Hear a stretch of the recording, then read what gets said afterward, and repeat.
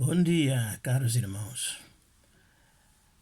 Para além de amanhã, ainda temos mais 2 domingos até terminarmos este mês de maio, mês em que dedicamos especial atenção aos temas relacionados com a família.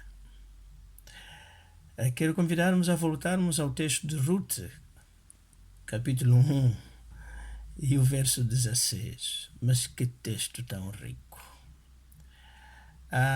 Só para lembrar, disse porém Ruth: não me instes para que te deixe e me afaste ao pé de ti, porque aonde quer que tu fores, irei eu, e onde quer que pousares à noite, ali pousarei eu. O teu povo é o meu povo, o teu Deus é o meu Deus.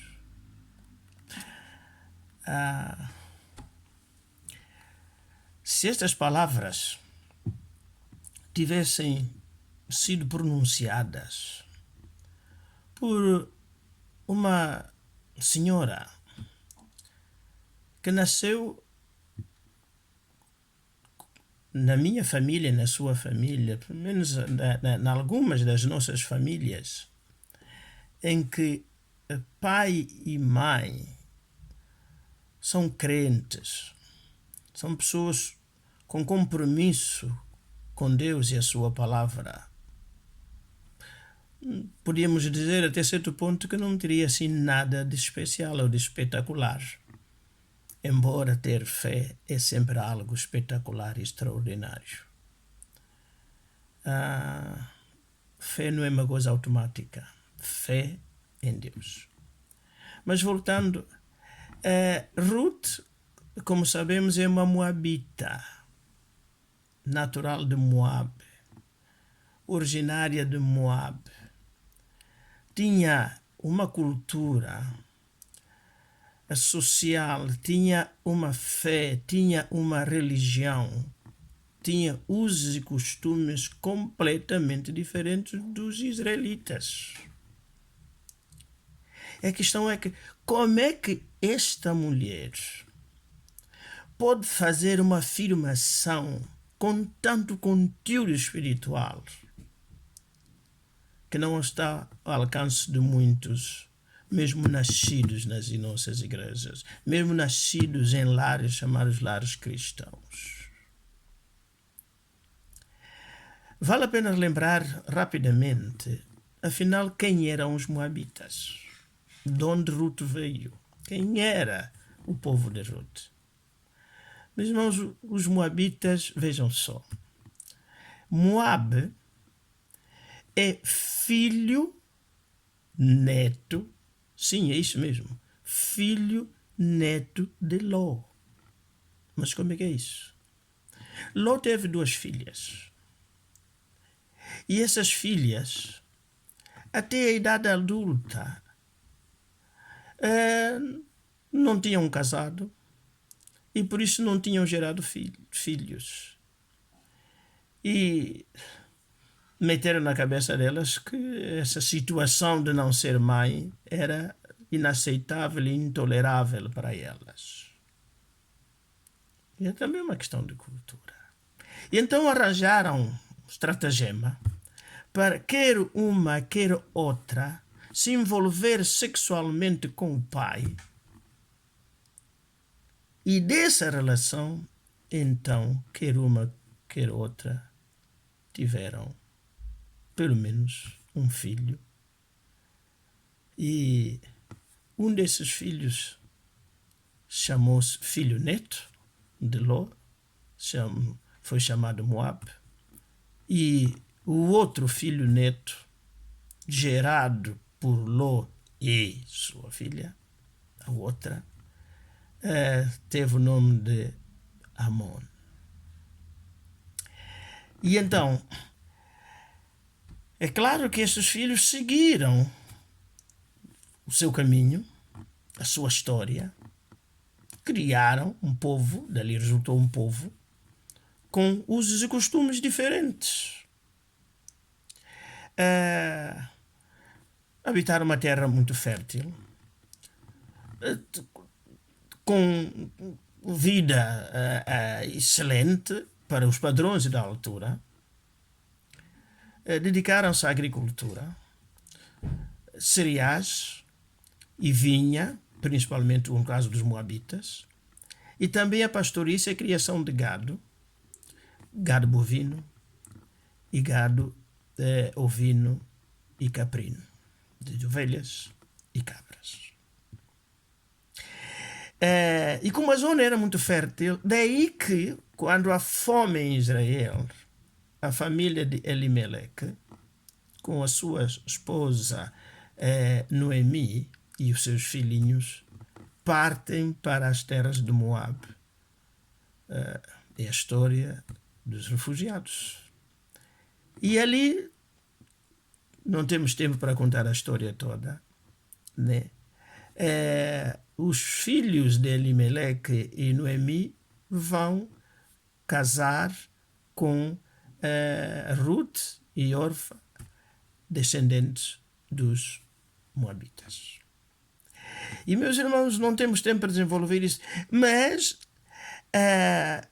essa Ruth, nascida e criada naquela cultura, envolve-se com um dos filhos de Elimeleque e Noemi. Não foi com certeza fácil para Elimeleque, Noemi e os seus filhos poderem manter a sua fé, os seus usos e costumes, o seu apego a Deus, o seu testemunho, inclusive a sogra Ruth, ao ponto de quando os filhos morrem, uma delas, pelo menos no caso de Ruth, agarra-se de tal maneira à sua sogra que, mesmo quando lhe dão liberdade para ficar e continuar ali com o seu povo, ela então faz esta famosa, extraordinária afirmação. Minhas irmãs, meus irmãos, o testemunho que eu tenho dado, a irmã tem dado, o irmão tem dado, a sua família tem dado, tem reflexo nas outras pessoas. Se você é sogra, tem reflexo na sua nora. Se você é sogra, tem reflexo no seu genro. Se você é sogro, isto afeta positivamente e, sobretudo, em termos espirituais, aquelas pessoas que vêm para entrar e passar a fazer parte da sua família mais alargada, como dizíamos no outro dia.